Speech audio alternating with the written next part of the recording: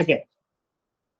सो अच्छा, अभी जो टेस्ट होगा ना, इस अभी ये डे आफ्टर टुमारो, परसों जो टेस्ट होने वाला है, तो वो टेस्ट क्या होगा बच्चों, टेस्ट इंजन पे होगा, पहले भी बता चुका हूँ, तो उसका ध्यान रखिएगा। सबसे पहली बात टाइम की फ्लेक्सिबिलिटी है।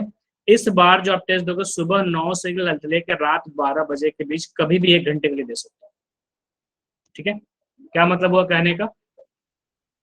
कहने का मतलब ये हुआ कि आप कभी भी लॉगिन करना है आपको, और 1 घंटे जैसे ही आप लॉगिन करोगे, तो गूगल फॉर्म पे क्या होता है ना, कि ऐसा कोई टाइमिंग नहीं होता है। गूगल फॉर्म पे क्या होता है, ऐसा कोई टाइमिंग नहीं होता है। गूगल फॉर्म पे सीधे है कि जब तक जैसे जो टेस्ट ले रहा है वो जब तक रिस्पॉन्स क्लोज नहीं करेगा तब तक वो चलता ही रहेगा, लेकिन यहाँ ऐसा नहीं है। ओके ओके, तो देखिए ना, सुबह 9 से रात 12 के बीच आप कभी भी टेस्ट दे सकते हो, 1 घंटे का, सुबह 9 से रात को 12, कभी भी इस ड्यूरेशन में आप अपने स्टूडेंट आईडी के साथ लॉगिन होगे बच्चे, ठीक है ना। जैसे आप लॉगिन होकर टेस्ट स्टार्ट करोगे, आपका टाइमर स्टार्ट हो जाएगा, और 1 घंटे बाद ऑटोमेटिक बंद हो जाएगा। तो इस बार ठीक 1 घंटे ही टाइम मिलेगा, और टॉपिक आप लोगों के साथ ऑलरेडी शेयर किया हुआ है, ठीक है ना। हाँ, ठीक है। तो कॉन्टिन्यूटी एंड डेरिवेबिलिटी है, बट लिमिट के भी 2-3 क्वेश्चंस मिलेंगे, 2 क्वेश्चंस नॉर्मल जो जो लिमिट पढ़ाया है उसी के क्वेश्चन मिलेंगे, बाहर के क्वेश्चन नहीं। डन। तो लिमिट भी एक तरह से रिवाइज कर लेना, लिमिट, कॉन्टिन्यूटी एंड डिफरेंशिएबिलिटी, ठीक है। रिवाइज कर लीजिए, 10 क्वेश्चन है और एकदम फुल मार्क्स लेकर के। क्वेश्चन तो अब क्या है ना, कि अब आपको जो क्वेश्चंस दिए हैं वो लगभग लगभग रिपीटेशन टाइप्स के हैं। जो नोट्स रिवाइज कर लेगा डेफिनेटली उसका सारे के सारे क्वेश्चन सही हो जाएंगे, और अब टाइमिंग का भी कोई इशू नहीं है। चलिए, तो अब इसको स्टार्ट करते हैं, एप्लीकेशन ऑफ डेरिवेटिव। मेनली जो सबसे ज्यादा यूज है ना मैथ्स में, जो प्रैक्टिकल यूज दिखता है छोटे से छोटी चीजों से लेकर बड़े से बड़े तक, वो आपका एप्लीकेशन ऑफ डेरिवेटिव में ही दिखता है, ठीक है।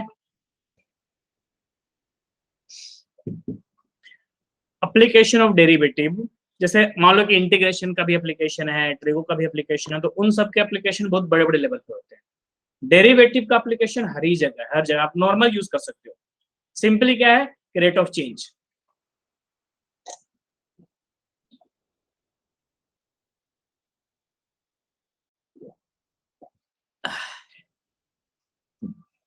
मान लो ट्रेन में जा रहे हो कहीं, ट्रेन किस की स्पीड किस रेट से चेंज हो रही है, नॉर्मल बैठे बैठे कॉपी किताब से कर सकते हो। अब तो ऐसे ऐसे ऐप आ गए हैं ना, कि जो ट्रेन या बस में बैठे हो तो उसकी स्पीड बता देता है, नहीं फेमिलियर हो कि नहीं ऐसे ऐप से? काफी सारे ट्रेन को जो ऐप है ना, जिससे आप ट्रेन की टिकट बनाते हो, वो उसमें ऐसा है कि स्पीड भी बताता है। और इस पे भी तो आ गया ना गूगल का, आपके इस पे गूगल मैप पे भी, कहीं जा रहे हो गाड़ी वाड़ी में, गूगल मैप ओपन करो, वो स्पीड बता देगा, मतलब लमसम स्पीड बता देता है। मैंने ट्राई किया है, अगर गाड़ी 90 से जा रहा है तो 90 के आसपास ही रहता है। एरर भी होता है तो बहुत मामूली सा एरर होता है, 2-4-5% का एरर होता है, ठीक है। तो एप्लीकेशन ऑफ डेरिवेटिव मल्टीपल है, मतलब सिंपल क्या है डेरिवेटिव, रेट ऑफ चेंज।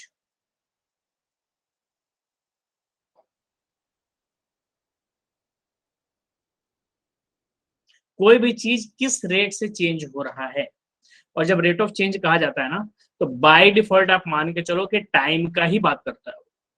जैसे किसी चीज की वॉल्यूम चेंज हो रही है, तो टाइम के ही रिस्पेक्ट में, किसी भी चीज में बदलाव तुम कैसे काउंट करोगे, टाइम के फ्रेम में, कि यार आज ऐसा था कल ऐसा हो गया, ठीक है ना। तो लोग मैसेज करते हैं व्हाट्सएप पे स्टेटस कि समय के साथ बदल गया हो, ठीक है। तो वो भी बदला, तो कैसे बदला, समय के साथ ही। उनके भी बदलने का टाइम क्या है, टाइम ही है वो, क्या है। तो अगर rate of change of volume कहा जाए, सिंपली कहा जाए rate of change of volume, तो बाय डिफॉल्ट वो टाइम के साथ वॉल्यूम कितना चेंज हुआ इसकी बात कर रहा है। रेट ऑफ चेंज ऑफ उसने एरिया कह दिया, ठीक है, rate of change of area कह दिया, तो इसका मतलब टाइम के साथ ही एरिया कितना चेंज हो रहा है। Rate of change of perimeter कह दिया, तो टाइम के साथ ही पेरीमीटर कितना चेंज हो रहा है।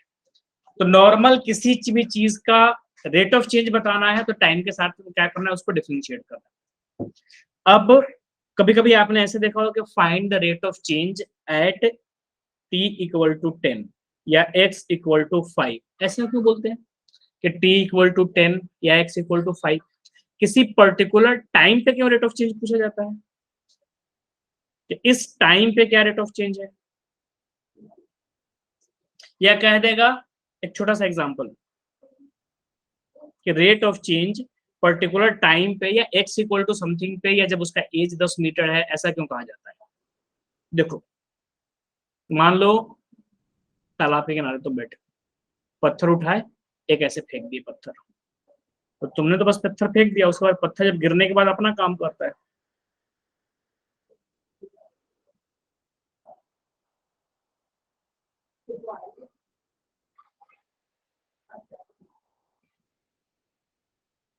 उसको थोड़ा सा सजाते हैं।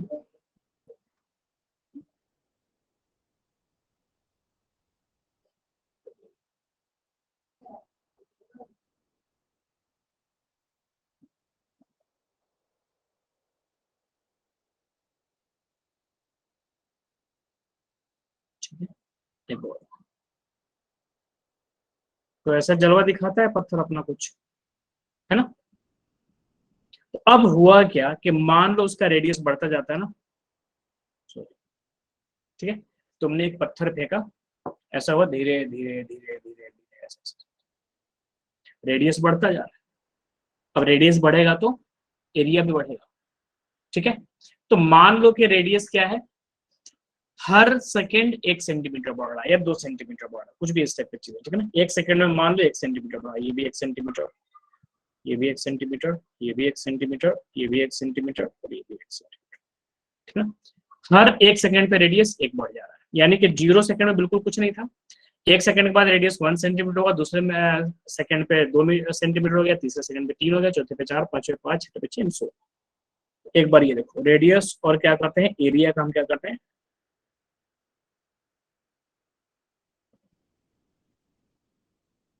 और उसके बाद चेंज इन एरिया। इससे भी चीज के साथ ट्रायंगल अगर बना देते तो क्या होता है, चेंज ही तो होता है। तो पहले सेकंड पे रेडियस 1 था तो एरिया पाई आर स्क्वायर यानी कि पाई, दूसरे सेकंड पे रेडियस 2 था तो पाई आर स्क्वायर, तीसरे सेकंड पे रेडियस 3 था तो पाई आर स्क्वायर, चौथे सेकंड पे रेडियस 4 था, पांचवें सेकंड पे रेडियस 25 था, ऐसे ये हुआ।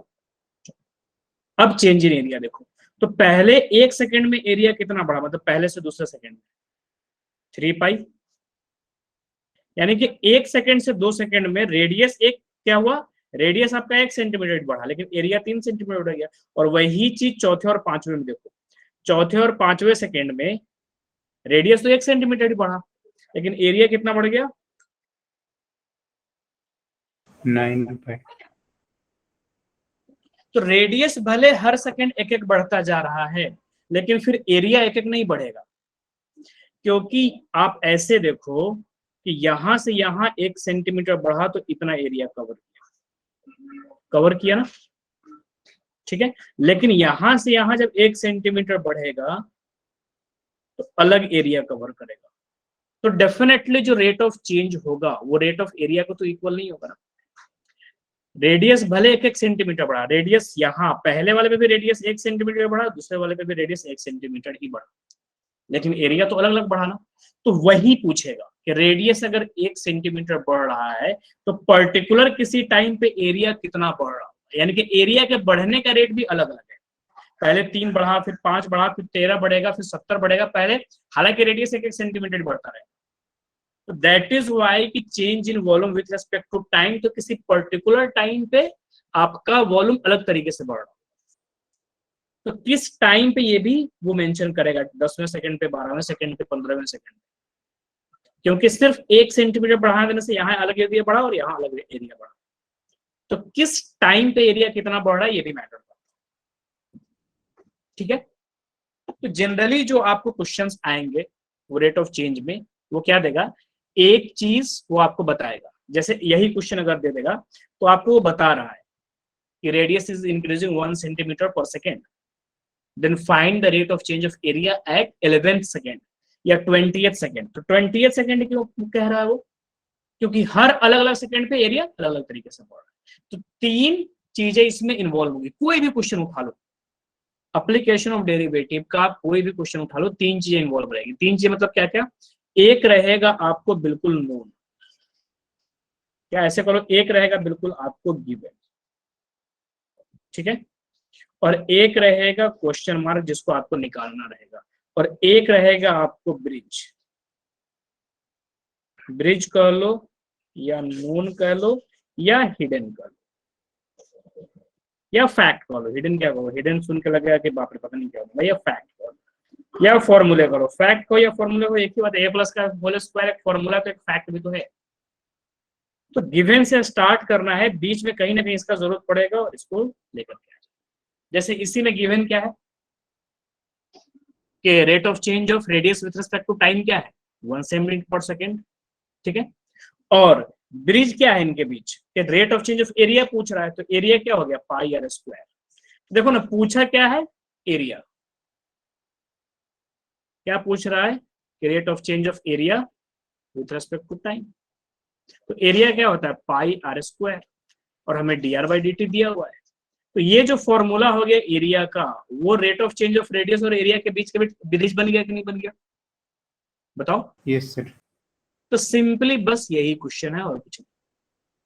आपको कुछ ना कुछ गिवन रहेगा, ठीक है, और कुछ ना कुछ पूछा रहेगा। गिवन और पूछे के बीच या तो एक फैक्ट रहेगा या फिर एक फॉर्मूला रहेगा। सरफेस एरिया एरिया से रिलेटेड, वॉल्यूम से रिलेटेड आएगा तो सिंपली एक फॉर्मूला रहेगा।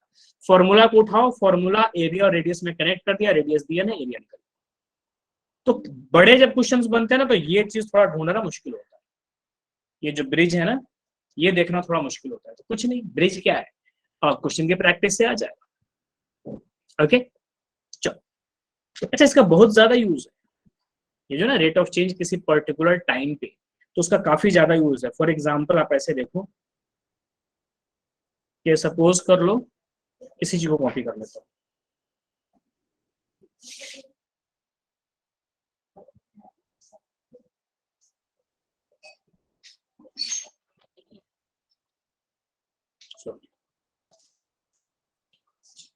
मान लो कि वो रनिंग हो रहा है, ठीक है, तो एक ऐसे ट्रैक है ना, इसी पे दौड़ते हैं ना, वो जो 100 मीटर का रेस होता है, 200 मीटर का रेस होता है, 500 Yes, मीटर sir. ऐसे दौड़ते हैं। यहाँ से दो बंदे रहते हैं, एक यहाँ, दोनों दौड़ जाते हैं, जो पहले आ गया दोनों दौड़ गया, ठीक है।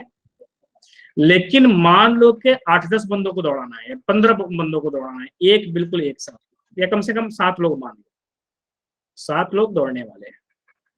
तो क्या किया, पहले बंदे को यहाँ इस रेस में डाल दिया, दूसरे को क्या किया यहाँ डाल दिया, तीसरे को क्या किया यहाँ डाल दिया, और चौथे को यहाँ और पांचवें को यहाँ। तो नाइंसाफी हुआ कि नहीं हुआ? Yes sir.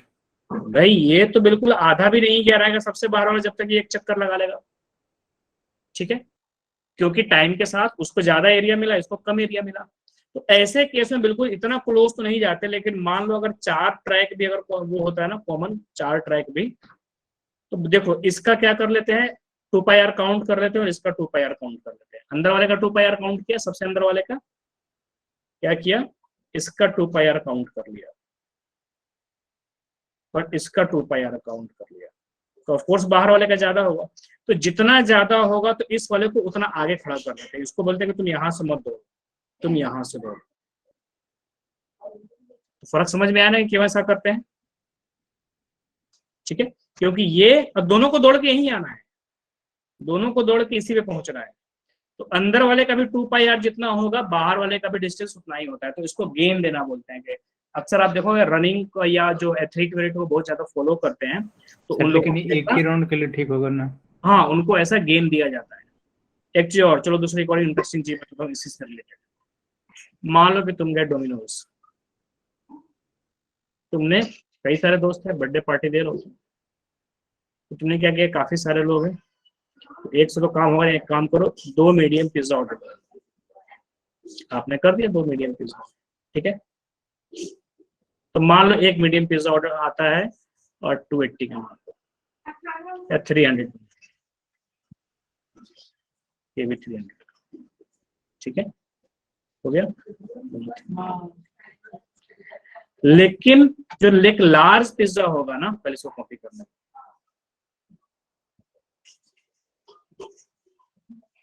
जो एक लार्ज पिज्जा होगा ना वो 1 या 1.5 सेंटीमीटर इससे बड़ा होगा, ऐसा सिर्फ 1.5 सेंटीमीटर बड़ा होता है, ठीक है। लेकिन आप एरिया कैलकुलेट करोगे, जो लार्ज पिज्जा का आपको ऐसा लगेगा कि यार इतना ही तो एक्स्ट्रा मिला और इधर एक पूरा का पूरा पिज्जा मिल रहा है, यही फर्क हुआ ना, एक लार्ज पिज्जा में और 2 मीडियम में। ये क्या हुआ, आपको लग रहा है कि ये सिर्फ इतना एरिया एक्स्ट्रा मिला, उसके चारों तरफ एक पट्टी मिल गया एक्स्ट्रा, लेकिन अगर 2 ऑर्डर करेंगे तो 2 अलग अलग पिज्जा हो गया। बच्चे 1 सेंटीमीटर का जो एरिया गैप होगा ना, एक मीडियम से ज्यादा बड़ा, लेकिन चूंकि हम भावनाओं में बह जाते हैं, ठीक है, तो इसलिए क्या कर लेते हैं, तो सुनने में लगता है कि 2 पिज्जा होगा। आप कैलकुलेट करके देखना, पाई आर स्क्वायर और पाई आर स्क्वायर, और इसमें क्या करना, पाई आर स्क्वायर और ये r+1 का स्क्वायर करके देखना, ये एरिया ज्यादा है। लेकिन क्या है कि सर पिज्जा खाने में एरिया कौन देखता है, वहां पे तो 2 ऑर्डर कर लेंगे तो स्लाइस ज्यादा हो जाएगी, तो अपने आप लोग उठा उठाए खा लेंगे, है ना। चलो, तो ये सब चीजें मैटर करनी चाहिए। तो अब यहाँ पे देखो क्वेश्चंस, हमेशा क्या होगा, एक चीज आपको गिवन होगा, एक पूछा होगा, उसके बीच का एक ब्रिज होगा, और एक पर्टिकुलर टाइम पे रेट ऑफ चेंज पूछा जाएगा। पर्टिकुलर टाइम पे क्यों रेट ऑफ चेंज पूछा जाता है, अभी उतने देर से यही बातें हो रही है, ठीक है। तो एक क्वेश्चन आप लोग करके बताओ, उसके बाद फिर देखते हैं। पहले ये करो, इसी से रिलेटेड क्वेश्चन। चलो, क्वेश्चन दिख रहा है,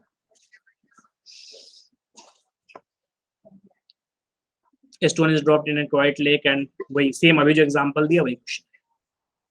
तो हमेशा एक गिवन रहेगा और एक फॉर्मूले से दोनों के बीच में कनेक्टिविटी बनी रहेगी। गिवन और फॉर्मूले से दोनों के बीच में कनेक्टिविटी बनाओ और आंसर निकालो।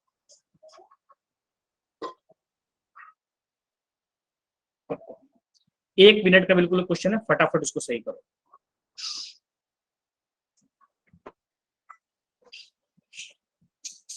हमेशा रेट दिया हो ना, तो बाय डिफॉल्ट किसके रेस्पेक्ट में दिया है, टाइम के रेस्पेक्ट में ही दिया।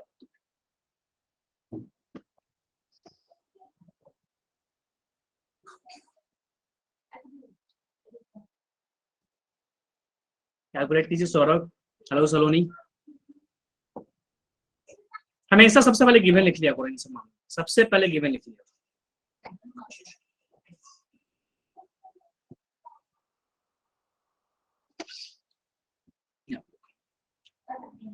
कौन सा शेप है एक तो भी मैटर करेगा, तो शेप कौन सा है, सर्कल, ठीक है, और उसका रेट क्या है, 4 सेंटीमीटर पर सेकेंड। किसी एक टाइम पे जब उसका रेडियस कितना है, 10 सर एरिया का निकालना ना। हाँ, तो एरिया किस रेट से इंक्रीजिंग, 80 पाई आ रहा है मेरे को, देखते 80 पाई सेंटीमीटर हो सकता है। तो आपको गिवन क्या है, circle at speed of 4 centimetre per second, यानी कि जो रेडियस चेंज हो रहा है टाइम के साथ वो हो रहा है 4, ठीक है, और पूछ क्या रहा है कि एरिया किस रेट से चेंज होगा टाइम के साथ। यानी कि ये तो तय है कि किसी भी 20वें से 21वें सेकंड के बीच रेडियस कितना बढ़ जाएगा, तो 4 सेंटीमीटर। 50वें से 51वें सेकंड के बीच रेडियस कितना बढ़ जाएगा, तो 4 सेंटीमीटर, लेकिन एरिया अलग अलग बढ़ेगा, अभी आपको दिखाया, ठीक है। तो सिंपली जो पूछा है और जो गिवन है उसके बीच, एरिया और रेडियस के बीच कनेक्शन क्या है, फॉर्मूला, ठीक है। रेडियस गिवन है और एरिया पूछा है, तो एरिया और रेडियस के बीच कनेक्शन क्या है, फॉर्मूला। सिंपली क्या हो जाता है, area equal to pi r square, और रेट का मतलब ये विथ रिस्पेक्ट टू टाइम, तो दोनों साइड क्या क्या with respect to time differentiate कर दिया, तो ये हो गया आपका dA बाई dt और ये हो गया 2 पाई r dr, है ना। आर स्क्वायर का डिफरेंशिएशन 2r हो गया, लेकिन है वेरिएबल r और आप कर रहे हो टाइम के रिस्पेक्ट में, तो dr बाई dt हो जाएगा ना। अब कुछ नहीं, वैल्यूज पुट करो, 2 अपनी जगह पे, पाई अपनी जगह पे, रेडियस साफ साफ दिया हुआ है 10 सेंटीमीटर, क्योंकि किस टाइम इंक्रीज होगा ये भी मैटर करेगा। 10वें सेकंड में एरिया अलग बढ़ेगा और 20वें सेकंड में एरिया अलग बढ़ेगा, है ना। तो रेडियस उस टाइम कितना है 10 और dr बाई dt कितना है 4, 80 पाई। अच्छा, इसका यूनिट क्या होगा, सेंटीमीटर स्क्वायर पर सेकंड, एग्जैक्टली, है ना। इस चीज का आप लोगों को क्या करना है बच्चों, सबसे ज्यादा ध्यान रखना है, क्योंकि देखो जो भी आपको कॉपी चेक करेगा नो डाउट वो क्या होगा, सीबीएसई का कॉपी चेक कर रहा है तो कोई ना कोई गवर्नमेंट अथॉरिटी होगा, ठीक है ना। और वहां तक जाने के लिए डेफिनेटली उसने मैथ्स में पीएचडी या मिनिमम एमएससी तो किया ही हो। बिना में मैथ में एमएससी किए सीबीएसई उसको मैथ्स का कॉपी चेक करने देगा नहीं, ठीक है। उसने अपने जीवन का एक अच्छा खासा टाइम मैथ्स को दिया है, तो उसके लिए ये सारी चीजें इतनी फेमिलियर है ना कि आपको लगे नॉर्मल से यार सेंटीमीटर स्क्वायर छूट गया तो कौन सी बड़ी बात है, उसके लिए बहुत बड़ी बात है। और कॉपी वो चेक कर रहा है, मार्क्स वो देगा, तो जिसके लिए बड़ी बात हो उसके हिसाब से काम होगा। तो यूनिट का खास करके ध्यान रखना कि जो भी ये लोग पीएचडी रिसर्च करते हैं ना, वो एकदम यूनिट यूनिट पे स्पेशली मतलब सूक्ष्म निगाह उनका उसी पे रहता है सबसे ज्यादा। ये पूरा तुम गलत कर दो तो ऊपर का हो सकता है उनका नजर नहीं जाए, लेकिन जहां नीचे सेंटीमीटर स्क्वायर सेकंड छूटा तुरंत पकड़ लेंगे, तुरंत। मतलब वो हमेशा छोटी छोटी चीजों को ही देखते हैं कि ये मिस हुआ है। एक चीज और यूनिट की बात करूं, कभी कभी हो सकता है कि जैसे मान लो कि एरिया यहाँ पे लिखा हुआ है साफ साफ, और या रेडियस साफ साफ लिखा हुआ है, वॉल्यूम लिखा हुआ है, कहीं कहीं पे नहीं लिखा होता है क्वेश्चन, वो हमें समझना होता है, वो कॉमन सेंस से आपको समझना होता है कि अरे यार ऐसा दिया हुआ है। तो सबसे बढ़िया तरीका है क्या, यूनिट। कभी कभी दिया ही नहीं रहेगा कि वॉल्यूम चेंज हो रहा है, लेकिन किस रेट से वॉल्यूम चेंज हो रहा है ये दिया रहेगा और यूनिट दिया रहेगा। तो यूनिट से ही पता चलेगा ये वॉल्यूम है, यूनिट से ही पता चलेगा एरिया है। सुनो, वन डायमेंशन कोई भी चीज हो, वन डायमेंशन कोई भी चीज हो, वन डायमेंशन का मतलब चाहे तो लेंथ हो, ब्रेथ हो, हाइट हो और डायगोनल हो, डायगोनल के अलावा पेरीमीटर हो, रेडियस हो, डायमीटर हो, सरकमफ्रेंस हो, ये सारी चीजें क्या है, वन डायमेंशन। वन डायमेंशन है ना। तो वन डायमेंशन किसी भी चीज का क्या होगा बच्चों, जो यूनिट होगा वो उसकी डिग्री वन होगी, डायमेंशन ही वन है। और उसके फॉर्मूले में भी कोई एक ही चीज होगा, लेंथ ब्रेथ हाइट सबका यूनिट क्या है, ऐसा हो नहीं सकता कि लेंथ का यूनिट सेंटीमीटर स्क्वायर हो जाए, डायगोनल का यूनिट सेंटीमीटर, पेरीमीटर किसी चीज का सेंटीमीटर स्क्वायर आ जाए या मीटर स्क्वायर आ जाए या मीटर क्यूब आ जाएगा, इम्पॉसिबल। तो ये सारी चीजें क्या है, डिग्री वन ही रहेगा। और इन सब के जो फॉर्मूला है उसमें एक ही वेरिएबल इन्वॉल्व रहेगा। दो वेरिएबल अगर होगा भी तो दोनों प्लस होगा, इंटू नहीं। हो सकता है कि दो वेरिएबल हो, जैसे रेक्टेंगल का perimeter 2 into length plus breadth होता है, लेंथ ब्रेथ दोनों क्या है, वेरिएबल है। तो होगा भी तो प्लस होगा, इंटू नहीं होगा, क्योंकि centimetre plus centimetre ultimately centimetre ही बनेगा। तो इनका जो रेट ऑफ चेंज होगा वो सेंटीमीटर कह लो, मीटर कह लो, किलोमीटर कह लो और पर सेकेंड। टू डायमेंशन जितनी चीजें हैं, एरिया कह लो, ठीक है, सरफेस एरिया कह लो, ठीक है ना, कर्व सरफेस एरिया कह लो, टोटल सरफेस एरिया कह लो, लैटरल सरफेस एरिया कह लो, कुछ भी एरिया शब्द आया तो उसके फॉर्मूले में दो वेरिएबल तो होना ही होना है। कोई भी चीज एरिया शब्द, जैसे देखो रेक्टेंगल का एरिया क्या हो जाएगा, एल इंटू बी, दो चीजें इंटू हो रही है। स्क्वायर का एरिया साइड का स्क्वायर ए इंटू ए हो रहा है। और ट्रायंगल का area half into base into height, तो बेस इंटू हाइट हो रहा है, दो वेरिएबल इंटू हो रहा है। सर्कल का area pi r square, pi into radius, तो पाई तो खैर चलो कांस्टेंट है, आर इंटू आर तो हो ही रहा है ना। तो कुछ भी उठा लो, किसी भी चीज का एरिया का अगर फॉर्मूला होगा तो उसमें पक्का दो चीजें इंटू होगा, और उसका जो यूनिट होगा या तो सेंटीमीटर स्क्वायर होगा या मीटर स्क्वायर होगा या किलोमीटर स्क्वायर ही होगा, क्यूब नहीं हो सकता। तो इसका यूनिट भी क्या होगा, सेंटीमीटर स्क्वायर कह लो या मीटर स्क्वायर कह लो या किलोमीटर स्क्वायर कह लो पर सेकेंड। और 3D कुछ भी होगा तो वो वॉल्यूम होगा, और अगर वॉल्यूम होगा तो उसका एक ही यूनिट पॉसिबल है, जरूरी नहीं कि सेंटीमीटर हो, मीटर क्यूब सेकेंड भी हो सकता है, किलोमीटर, लेकिन होगा क्यूब ही, पावर 3 होगा। और किसी भी चीज के वॉल्यूम का फॉर्मूला उठा लो, उसमें तीन वेरिएबल पक्का इंटू हो रहा होगा, तीन वेरिएबल बिना इंटू हुए वॉल्यूम हो ही नहीं सकता है। तुम सिलेंडर का वॉल्यूम उठा लो, पाई आर स्क्वायर एच, तो आर दो बार एक हाइट इंटू हुआ। स्फीयर का वॉल्यूम क्या होता है, 4/3 पाई आर क्यूब, आर तीन बार इंटू हुआ। क्यूबॉइड का वॉल्यूम देखो, l into b into h, तीन वेरिएबल इंटू हुआ।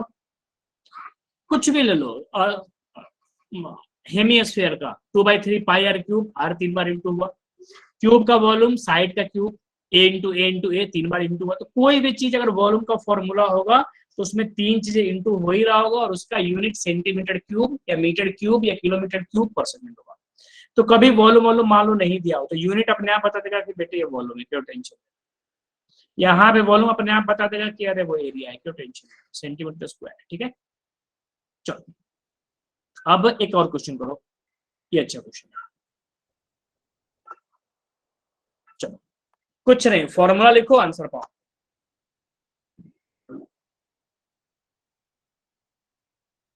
क्या गिवन है ये लिखो, क्या पूछा है ये लिखो, दोनों के बीच का कनेक्टिविटी एक फॉर्मूला होगा, बस फॉर्मूला लगाओ, आंसर पाओ। जल्दी करो बच्चों, जल्दी करो।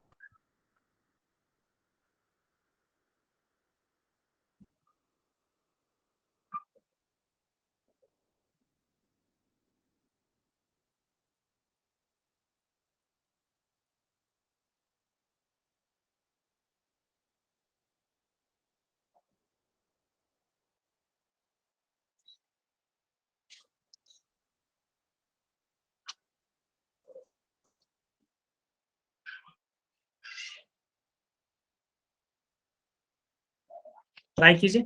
वॉल्यूम का इस बार दिया हुआ है उल्टा 9 क्यूबिक सेंटीमीटर, और सरफेस एरिया पूछ रहा है। तो वॉल्यूम और सरफेस एरिया का तो डायरेक्टली कनेक्टिविटी नहीं है, बीच का एक ब्रिज है। तो वॉल्यूम के फॉर्मूले में भी क्या है, रेडियस है या साइड है, और सरफेस एरिया के फॉर्मूले में क्या है, साइड है। तो साइड दोनों को कनेक्ट करेगा, एक तीसरा बंदा आएगा। वॉल्यूम और सरफेस एरिया तो डायरेक्टली कनेक्टेड है नहीं, तो सोचो वॉल्यूम के फॉर्मूले में क्या आता है, क्यूब के फॉर्मूले, साइड का क्यूब, यानी कि ए क्यूब का लो, एक्स क्यूब का लो, एल क्यूब का लो, ठीक है ना। एल क्यूब आएगा, तो एल क्या है, या साइड कह लो या एक्स कह लो या ए कह लो। तो ए वॉल्यूम के फॉर्मूले में है, और सरफेस एरिया के वॉल्यूम में भी क्या है, ए है, तो ए दोनों को कनेक्ट करेगा। तो स्टार्ट करो, बी से स्टार्ट करो और एरिया निकालो।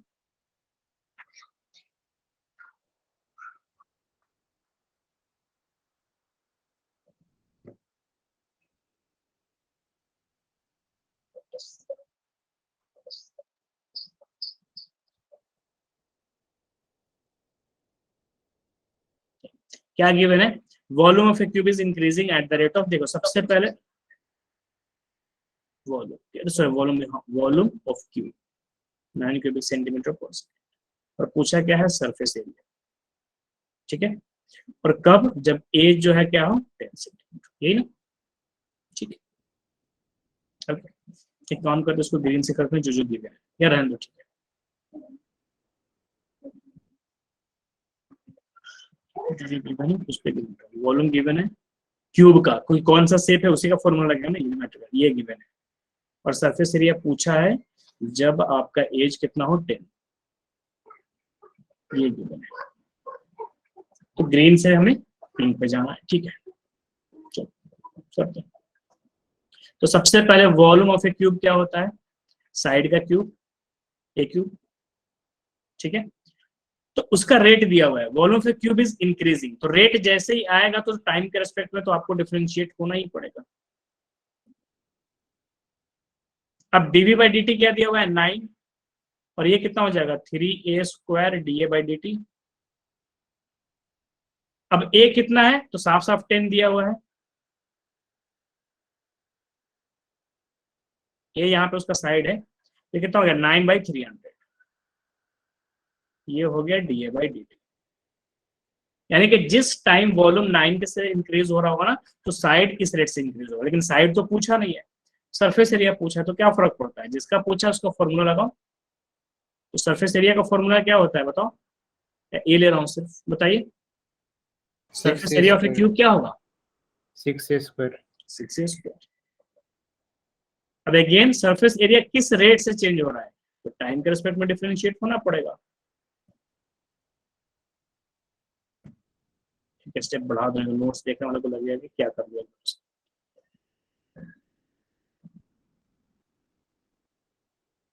किसने आंसर किया, सलोनी ने। अब DA/dt आपको गिवन है ना,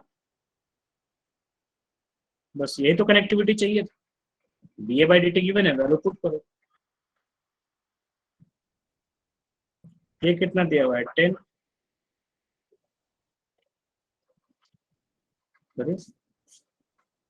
यही पुट लेना, सॉरी ये तो कैपिटल है, ये यहाँ, ठीक है। तो DA/dt पूछा हुआ, 12, ए कितना है आपका 10, और DA/dt कितना है 9/300। बस काट पीट के कितना आ गया ये बताइए, बोलो। 3 से कैंसिल आउट किया तो 3, और ये कितना हो गया 100, तो 10, 33.6 पर यूनिट क्या होगा? सेंटीमीटर स्क्वायर पर कुछ कुछ चीजें ऐसी होंगी जो सुनने में मैथ्स कम रहेगा, एक्चुअली फिजिक्स ज्यादा लगेगा। फिजिक्स नहीं है, रेट ऑफ चेंज ही है। रेट ऑफ चेंज से जब वो चीज प्रूफ हो गई तो फिजिक्स वालों ने उसको उठा लिया। जैसे कि ये कोई एक गाड़ी है, वो इस इक्वेशन के हिसाब से उसका डिस्टेंस बढ़ रहा है, यानी कि टी की जगह आप 1 पुट कर दोगे तो पहले सेकंड का डिस्टेंस आ जाएगा, 2 पुट करने पे दूसरे का, 3 पुट करने पे तीसरे का। तो उसका स्पीड, ये डिस्टेंस का है, ये एस जो है ना वो एक्चुअली डिस्टेंस है, ठीक है। तो स्पीड 1 सेकंड के बाद किस रेट से चेंज हो रहा है? तो देखो, जो डिस्टेंस है वो काफी तेजी से इंक्रीज हो रहा है, क्योंकि क्यूबिक का फॉर्मूला क्या होता है, ऐसा कुछ होता है ना, मतलब ग्राफ अगर देखें तो ऐसा होता है। तो इसका मतलब धीरे धीरे काफी तेजी से वो बढ़ना शुरू किया। तो जब स्पीड काफी तेजी से बढ़ रहा है तो स्पीड बढ़ने का रेट भी तो होगा ना, क्योंकि मान लो हर सेकंड अगर 2 ही सेकंड स्पीड बढ़ेगा ना तो उतना तेजी से नहीं बढ़ पाएगा। हर सेकंड अगर स्पीड 2 ही बढ़ाए या 5 ही बढ़ाए या 10 ही बढ़ाए तो उतनी तेजी से नहीं बढ़ेगा। वो तब बढ़ेगा जब अभी स्पीड 5 बदला, अगले सेकंड स्पीड 10 बढ़ गया, फिर 20 बढ़ गया, फिर 40 बढ़ गया, तब काफी रैपिडली बढ़ेगा। तो क्यूबिक है तो नो डाउट काफी तेजी से बढ़ रहा होगा। तो 1 सेकंड बाद स्पीड किस रेट से बढ़ रहा है? तो ये तो क्या है, फिजिक्स का फॉर्मूला है कि एस तो वैसे क्या है, डिस्प्लेसमेंट। तो कैसे निकालेंगे rate of change of speed, बताइए। सर इसका डिफरेंशिएट कर दें। बस टाइम के रेस्पेक्ट में एक बार क्या करो,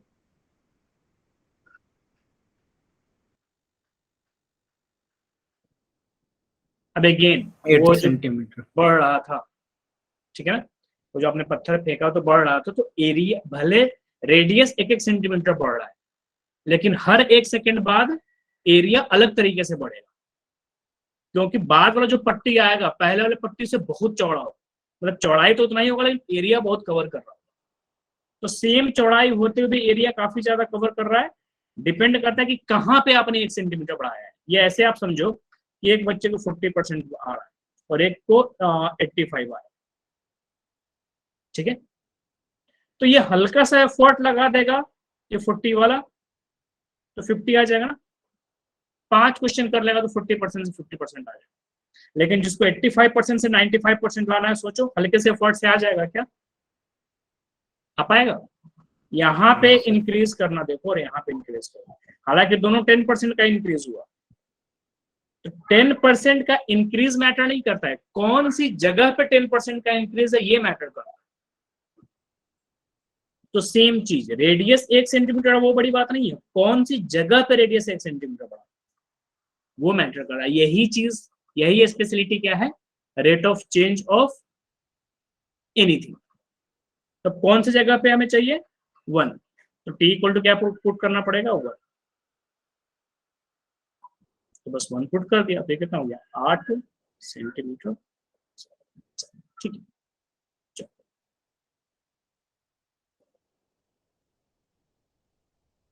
अब देखो, कभी भी ये सेम डायमेंशन वाली चीजें अगर ले ले तो लेंथ वेंथ की अगर बात करें तो ऐसे ही चलेगा। क्या मतलब कि जैसे आपका एक्स एक्सिस वाई एक्सिस में होता था कि right side positive, left side negative, और भले लेफ्ट साइड कोई बंदा अगर 2 गया है तो भले वो आगे 2 बढ़ा है, लेकिन हम उसको फिजिक्स में डिस्टेंस के हिसाब से क्या लेंगे, -2 लेंगे ना।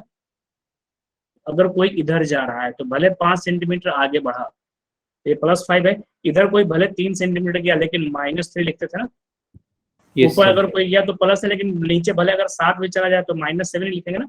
तो साइन कन्वेंशन यहाँ भी मैटर करेगा। अगर कोई चीज बढ़ रही है तो उसका रेट ऑफ चेंज पॉजिटिवली आ जाएगा, और कोई चीज घट रही है तो उसका रेट ऑफ चेंज नेगेटिवली आ जाएगा। ऑल्दो नेगेटिव मेंशन नहीं होगा, बट डिक्रीजिंग अगर वर्ड लिखा है तो या तो फॉर्मूले के आगे माइनस लगाओ, या वैल्यू फॉर्मूले के आगे भले अगर प्लस रहने दो तो वैल्यू के आगे माइनस लगाओ, कोई एक काम करो। तो फॉर्मूले के आगे क्या होता है ना बच्चों, माइनस लगाना काफी कंफ्यूजिंग हो जाता है, काफी कंफ्यूजिंग। तो सबसे बढ़िया है कि फॉर्मूले को एज इट इज आप रहने दो, और फिर दूसरा काम क्या करो, जो वैल्यू दिया हुआ है उसी को क्या करो, प्लस या माइनस करो। समझ में आया? तो ये एक बार देखिए, तो इसमें 2 चीजें एक साथ मिक्स हो रही है, कैसे होगा, ट्राई करो।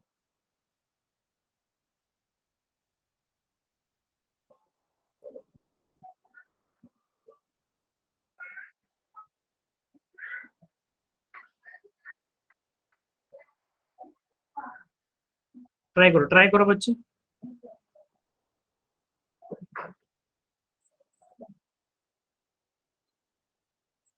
साइन कन्वेंशन के साथ ट्राई करना।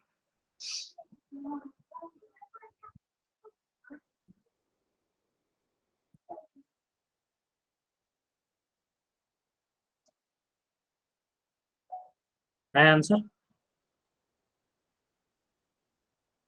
सर ये पेरीमीटर वाले का -2 सेंटीमीटर पर मिनट, एरिया वाले का भी निकालना है।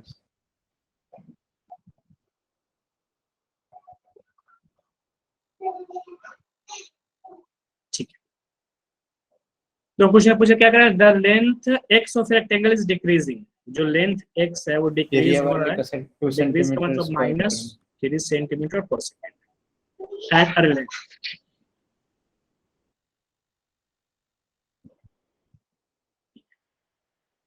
और जो विड्थ वाई है वो क्या हो रहा है, इंक्रीजिंग, कैसे, 2 पर मिनट, और ये भी पर मिनट। ठीक है,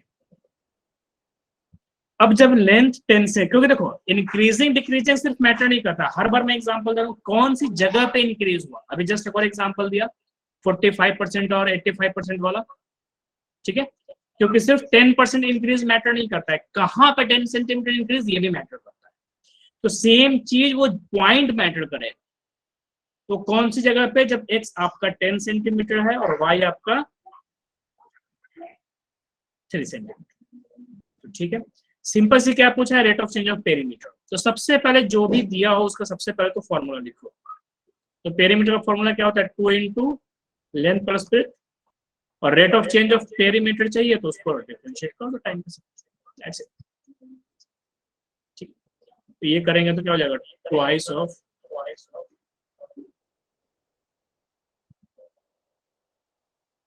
dx by dt plus twice of dy by dt। ठीक है, dx by dt कितना दिया हुआ है, -3, dy by dt कितना दिया हुआ है, 2, तो -2 सेंटीमीटर पर मिनट आया। तो इसका मतलब क्या हो गया कि हर मिनट उसका पेरीमीटर ओवरऑल 2 घट रहा होगा, भले एक चीज बढ़ रही और दूसरी चीज घट रही है फिर भी क्या हो रहा होगा, 2 घट रहा होगा। और बी देख सकते क्या पूछा है, एरिया किस रेट से इंक्रीज या डिक्रीज हो रहा है। तो सिंपली 1 सेकंड का क्वेश्चन है, जो पूछा हो सीधा उसका फॉर्मूला लिखो, तो रेक्टेंगल का एरिया यही होगा। अब फॉर्मूला लगा देते हैं,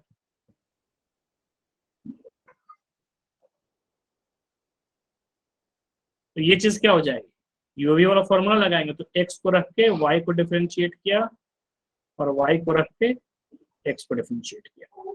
तो एक्स अब मैटर करेगा कौन सी जगह पे, तो जब 10 सेंटीमीटर है एक्स और वाई कितना है 2 और वाई कितना है 3 और dx बाई dt कितना है -3, एक्स dy बाई dt, तो एक्स 10 पुट किया तो वाई कितना है 2 एंड सर वाई वाई 3 है, 6 होगा, कितना हो गया -3, तो 20 - 9, सर वाई अच्छा 6 6 होगा गया ना ना, बस। मेरे को बहुत कम आ रहा है, तो ऐसी क्या बात है। यहाँ पे फिर 6 सेंटीमीटर 2 इंटू 6 होता ना, एक मिनट, dx बाई dt, अच्छा नहीं वाई 6 दिया,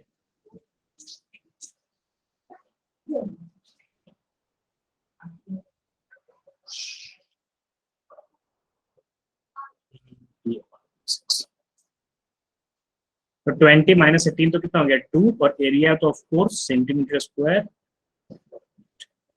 ठीक है, डन। अब अगेन कहना कि देखो, तो ये तो इजी क्वेश्चन हो गए, नॉर्मल क्वेश्चन है, ठीक है, इसके पहले जो किया। अभी ये क्वेश्चन समझो कि एनसीईआरटी से 3-4 क्वेश्चन उठाया, तो 1, 2, 3 तो बताने के लिए क्वेश्चन तो प्रैक्टिस के लिए, ये समझो तो एनसीईआरटी का सबसे अच्छा क्वेश्चन है, यानी कि अच्छा इन द सेंस के इंपॉर्टेंट। आपका प्री बोर्ड का एग्जाम हो या चैप्टर टेस्ट हो या कुछ भी हो, कहीं ना कहीं स्कूल वाले घुमा फिरा के एक बार ये क्वेश्चन तो पक्का पूछेगा ही पूछेगा, ये तो एकदम गारंटीड है, ये क्वेश्चन एक बार आना एकदम गारंटी है। तो इसीलिए इस क्वेश्चन को एक बार आप लोग एकदम समझ के करो कि क्लैडेड है 5 मीटर का, एक दीवार पे रखा हुआ है, आता है सभी लोगों को, ये सिर्फ परसों स्कूल में हुआ था। ठीक है, बस फटाफट फिर खत्म करते हैं इसको और आगे बढ़ते। तो एक सीढ़ी ऐसा रखा हुआ है, यूं करके, ठीक है ना, ऐसे दीवार पे टिक के होगा रखा हुआ, ठीक है।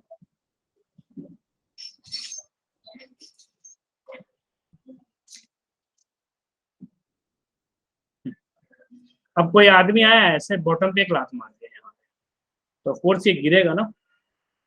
अब ये जब गिरेगा तो सेम स्पीड से नहीं गिरेगा, पहले तो एकदम धीरे गिरेगा और बाद में एकदम धड़ाम से गिरेगा, बहुत ही तेजी से। तो एक टाइम ऐसा रहा होगा कि जब ये बिल्कुल क्या रहा होगा, ये कि जिस टाइम ये यहां से 4 मीटर दूर होगा,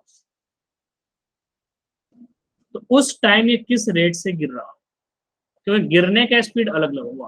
पहले शुरू में आप देखो ना, एक बंदा बिल्डिंग से कूदता है छत से, तो जब वो कूदेगा तो ऐसा नहीं है कि जिस टाइम वो कूदेगा एकदम धीरे धीरे से फिर बढ़ते जाएगा बढ़ते जाएगा बढ़ते जाएगा, एकदम जमीन पे आके बहुत तेजी से गिरेगा, यानी कि जब तक हवा में रहेगा उसकी स्पीड बढ़ती जाए। तो सेम वे जब ये सीढ़ी गिरेगा तो स्पीड बढ़ती जाएगी। तो जिस टाइम ये 4 मीटर की दूरी पे रहेगा यहाँ से, तो उस पॉइंट पे किस स्पीड से गिर रहा होगा, सिंपल। तो अब ऐसा देखो, मेन चीज क्या है, ब्रिज। मेन चीज क्या है, ब्रिज के कैसे कनेक्टिविटी बनाए। तो ब्रिज एक ही चीज है, क्या वो क्या है, लेंथ ऑफ, बोलो, लैडर। कभी भी गिरे किसी भी पॉइंट पे ये 5 मीटर ही रहेगा और ये 5 मीटर ही रहेगा, ये ब्रिज। तो भले x कितना भी हो और y कितना भी हो, अलग अलग पॉइंट पे अलग अलग x रहेगा, अलग अलग y रहेगा, बट x² + y² हमेशा क्या रहेगा, 5 का स्क्वायर ही रहेगा। यही ब्रिज बन गया, यही कनेक्टिविटी आपको बन गया, खत्म। तो जो जो चीजें गिवन है वो लिखो। अच्छा, जब ये 4 होगा और ये 5 होगा तो ऑफकोर्स पाइथागोरस थ्योरम लगाएंगे, तो लैडर कितना होगा, 3 मीटर। तो फटाफट इसको खत्म करो, कैलकुलेट कर लिया। 5 मीटर लॉन्ग है, bottom pulled from the ground at the rate of 2 centimetre per second. ठीक है, यानी कि ये जो आगे बढ़ रहा है ये, ठीक है, पर 4 मीटर अवे, यानी कि ये जो y x दे दिया ये 4 मीटर, तो y आ गया 3 मीटर और आपका dy/dt पूछ। तो किसी भी पॉइंट पे देखो, जैसे जैसे ऊपर गिरेगा आपका y कम होता जाएगा और x बढ़ता जाएगा। तो चाहे कितना भी x कम हो जाए और कितना भी y बढ़ जाए, एक चीज तो फिक्स है कि x² + y² हमेशा आपका 25 ही रहेगा। अगर मैं रेट ऑफ चेंज की बात करूं,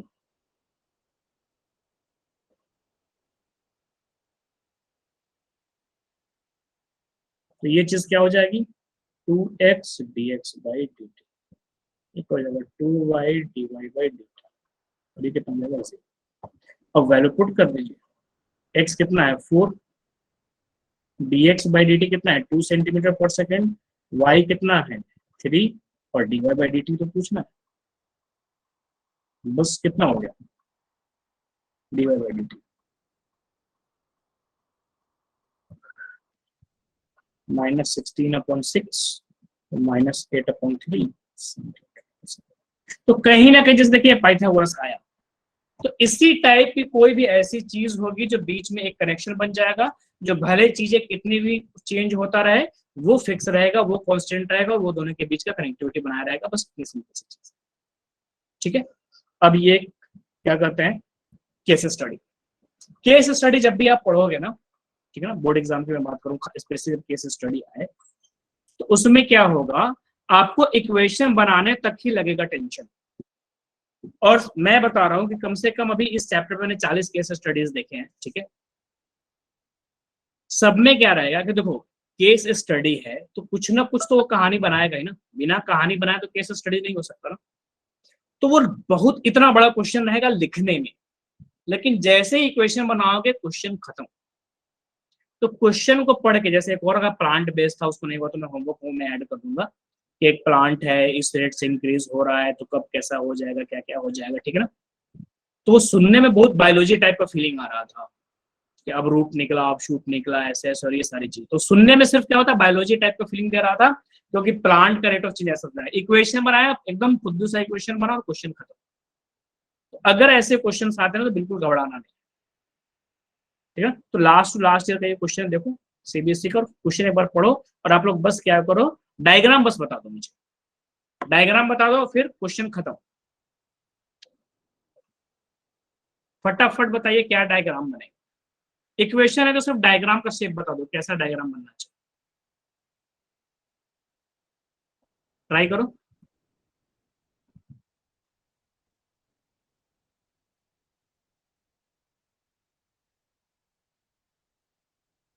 बोलो क्या डायग्राम बनना चाहिए।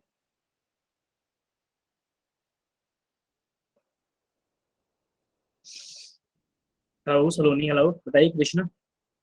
अमन आपका पेपर है क्या संडे को?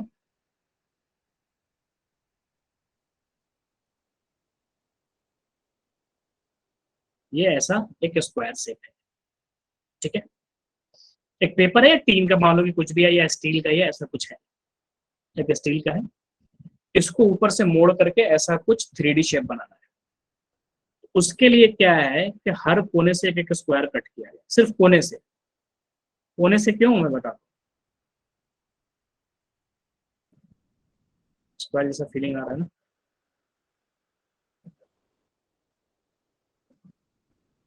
तो हर कोने से क्या हुआ, एक एक स्क्वायर हमने कट कर।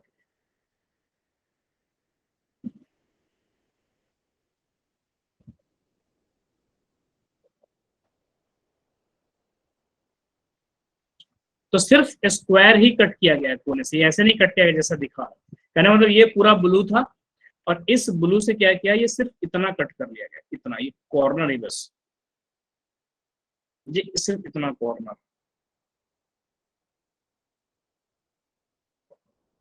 ये ऐसा कट किया गया, ठीक है। सेम कलर का ही कर दो ताकि और फीलिंग अच्छे से। तो पहले बाहर वाला था पूरा, मतलब ऐसा था,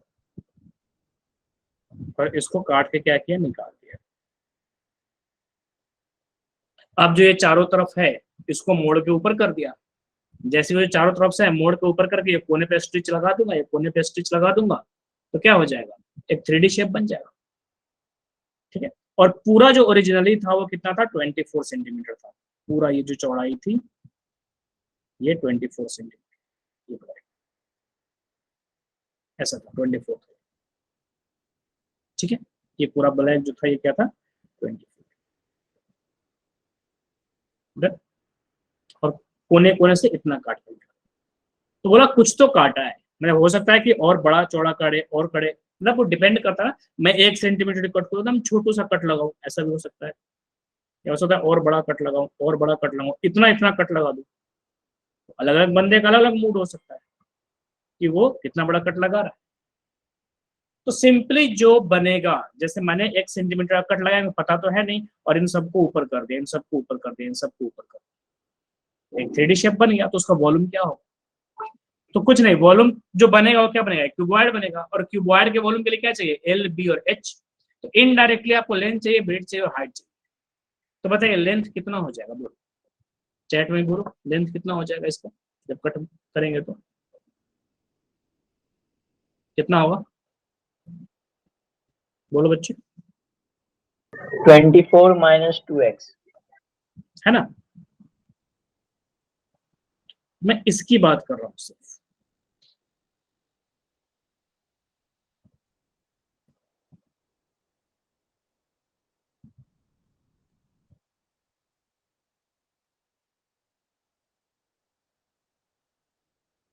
ये जो ग्रीन वाला लेंथ आएगा ये क्या होगा, 24 - 2x। क्यों, अगर सपोज कर लो ये x मैंने कट किया, इधर भी x कट किया, तो ये भी तो x होगा ना। तो ये भी x होगा, फिर ये भी x होगा, फिर ये भी x होगा, फिर ये भी x होगा, फिर ये भी x होगा।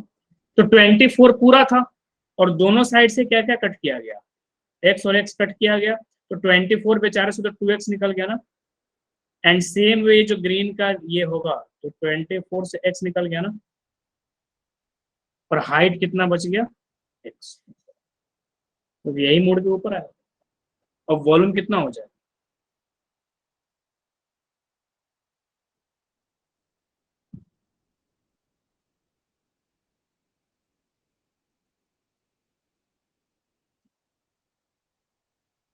L into b into h. 24 minus 2x, 24 minus 2x और इंटू एक्स। अब इंटू कर देना है, बस आ गया बोलो। अब जब इंटू करोगे ना बच्चे, तो देखो अब यहां से हम लोग क्या करते हैं, अपना एमसीक्यू अप्रोच स्टार्ट कर देते हैं।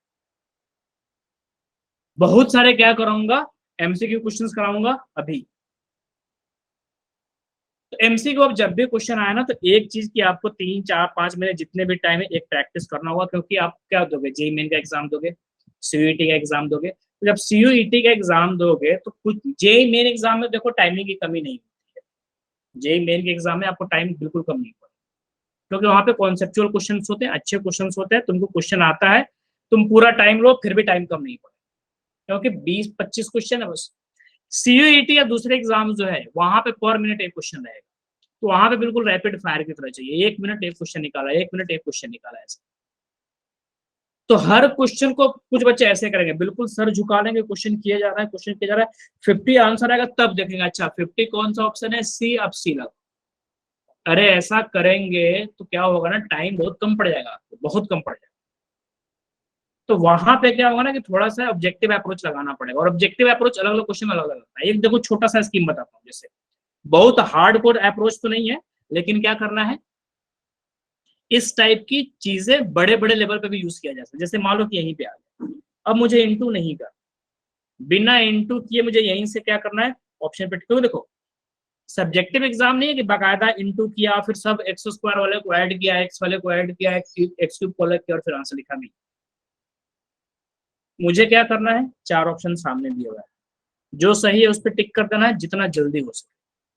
तो अब बताओ बच्चे, बिना इंटू किए फटाफट कैसे पता चलेगा कौन सा सही है, तुरंत बोलो। चलो मैं हिंट देता हूँ, एक्स क्यूब का कोफिशिएंट सोचो, एक्स क्यूब कैसे आएगा, ये जो इंटू है इसमें एक्स क्यूब का कोफिशिएंट सोचो, क्या आएगा एक्स क्यूब का कोफिशिएंट और कैसे आएगा, 4। 4। तो देखो एक्स क्यूब तभी आएगा जब एक्स एक्स से इंटू होगा तो एक्स स्क्वायर, और वो जब एक्स से इंटू होगा तभी एक्स क्यूब आएगा। यही मल्टीप्लीकेशन आपको क्या करेगा, एक्स क्यूब देगा। इसके अलावा कोई भी मल्टीप्लीकेशन आपको एक्स क्यूब नहीं देगा। तो -2x इंटू -2x 4x, और एक्स स्क्वायर, और 4x square into x 4x cube. तो ये तो होना नहीं है और ये तो होना नहीं, ठीक है। अब सोचो x का कोफिशिएंट क्या होगा, आप सोचो, मैंने एक्स क्यूब का हिंट दे दिया, x का कोफिशिएंट सोचो, जल्दी बताओ बच्चे। चलो एक और हिंट दे रहा हूँ, पहले इंटू इसको करोगे उसके बाद ही एक्स को इंटू करोगे ना, पहले 5 इसको 7 इंटू करोगे 6। उसके बाद एक्स से इंटू करोगे, तो एक्स का कोफिशिएंट क्या होगा, जो ये ग्रीन वाले में नंबर होगा, ग्रीन वाले में जो प्योर नंबर होगा एक्स से इंटू होने के बाद एक्स का कोफिशिएंट बन जाएगा, है ना। तो ग्रीन वाले में प्योर नंबर कौन सा होगा, 24 जब 20। सिर्फ नंबर नंबर से मल्टीप्लाई होगा, जब आपका नंबर नंबर से मल्टीप्लाई होगा तो नंबर आएगा, वो बाद में जब एक्स से मल्टीप्लाई होगा तो एक्स आएगा। तो मुझे इंटू नहीं पता, अब ये नहीं कि 24 इंटू 24 करने बैठ गया तो बात तो बराबर हो गया, कुछ भी हो 24 इंटू 24 एक नंबर आएगा, वो एक्स इंटू होगा तो नंबर आएगा, यानी कि एक्स का कोफिशिएंट पॉजिटिव होगा। यहाँ पे एक्स का कोफिशिएंट नेगेटिव है, ये कैंसिल हो बिना इंटू किए।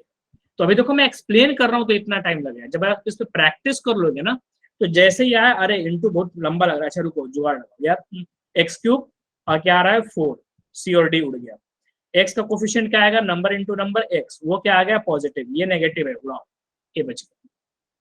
तो यही चीज आपको डेवलप करनी है, इसी चीज को बोलते हैं। तो ये तो बहुत ही छोटा एप्लीकेशन था, अभी बताऊंगा जब, इसीलिए कहता हूँ कि जब वो डिस्कस करूँ ना असाइनमेंट, जब असाइनमेंट डिस्कस करता हूँ तो मैं स्पेशली ऑब्जेक्टिव अप्रोच बताता हूँ, और असाइनमेंट में सारे एमसीक्यू भी होते हैं, तो उसी मूड में मैं रहता भी हूँ कि चलो कम से कम क्लास की जो भी हो, अभी जब इसको डिस्कस कर रहे हैं तो कम से कम सारे ऑब्जेक्टिव अप्रोच चलना चाहिए। तो अब वॉल्यूम आपको निकल चुका है, दूसरा क्वेश्चन पूछ रहा है डीवी बाई डी टी। मैं बिल्कुल नहीं चाहता कि आप डिफ्रेंशिएट करें, बिना डिफरेंट, क्योंकि देखो वॉल्यूम ऑलरेडी निकल चुका है, वॉल्यूम यही आया ना इंटू करने के बाद ये आया। अब बिना डिफरेंशिएट किए ऑब्जेक्टिव अप्रोच से फटाफट बताओ कौन सा आंसर होगा, तुरंत, और रीजन भी बताओ, जल्दी बताओ कौन सा आंसर होगा बच्चे, डीवी बाई डी एक्स, बोलो जल्दी।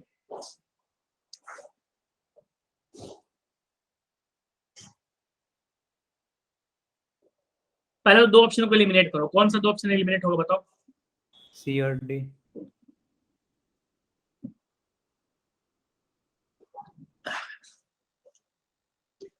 सी और डी एलिमिनेट हो जाएगा। तुरंत ही बोलना चाहिए ना, डिफरेंशिएट करेंगे तो ये कितना आ जाएगा 12x², तो x² कोफिशिएंट तो 12 होना चाहिए, सी और डी उड़ गया।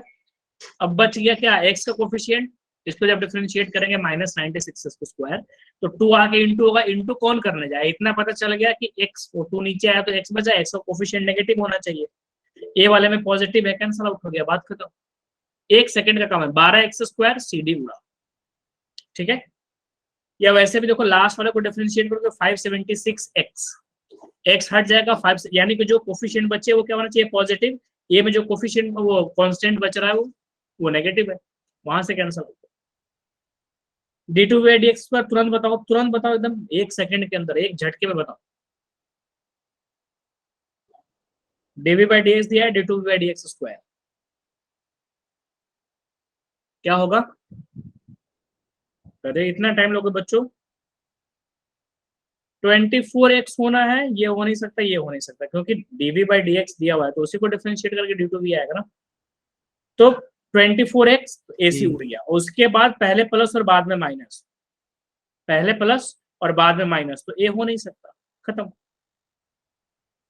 अब ये क्लास क्वेश्चन कह रहा है कि वो जो हमने ओपन किया है हमें वॉल्यूम को क्या कर रखना है, मैक्सिमम, तो कितने का कट लगाए, तो वॉल्यूम मैक्सिमम। अब क्या होगा, वॉल्यूम मैक्सिमम करने के लोग चाहेंगे हाइट ज्यादा करें, अब हाइट ज्यादा करने के इतना ज्यादा कट लगा देंगे कि बेस एल और बी कम हो जाएगा, लोग सोचेंगे नहीं यार एल और बी को ज्यादा रखो, कम से कम कट लगाओ, तो कम से कम कट लगाएंगे तो एल और बी तो ज्यादा होगा लेकिन हाइट कम हो जाएगा, तो एच इंटू भी तो होना है ना, तो इंटू होने वाली चीज एक तीसरी काफी कम हो गई, तो किस हिसाब से कट करें कि वॉल्यूम क्या हो, मैक्सिमम। सिंपल सी बात है, जिस चीज को मैक्सिमम करना है उसका डिफरेंशिएशन क्या होना चाहिए, 0, तो dv/dx को क्या कर देंगे 0, 12x² वाले को ना, इसको अगली क्लास में डिटेल से देखेंगे, ठीक है।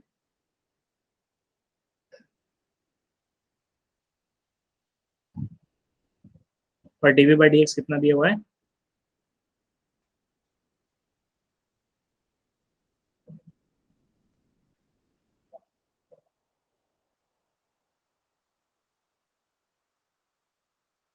अरे dv/dx ही तो इतना आया है, इसको फिर से डिफरेंशिएट करने की क्या जरूरत है, dv/dx की तो ये वैल्यू है, तो 12 उधर चला जाएगा, इसको x4 और x12, x आ गया 4, x आ गया 2, तो इसको हमने कैंसिल आउट कर दिया और ये सिलेक्ट। अच्छा 4 पॉजिटिव नंबर है और इतना सुंदर सा नंबर है, फिर भी मैंने उसको क्यों क्या कर दिया, एलिमिनेट कर दिया, बोलो। जो x आया उसकी 2 वैल्यू आई 4 और 12, तो इतना अच्छा वैल्यू आते हुए मैंने उसको एलिमिनेट कर दिया, क्योंकि x 12 नहीं हो सकता, 0 आया तो समझ में आता है, नेगेटिव आया तो समझ में आता है, फ्रैक्शन आया तो समझ में आ सकता है, इतना सुंदर सा नंबर है 12, फिर भी क्यों कैंसिल आउट हो गया, बोलो। x = 12 क्यों कैंसिल आउट हो गया,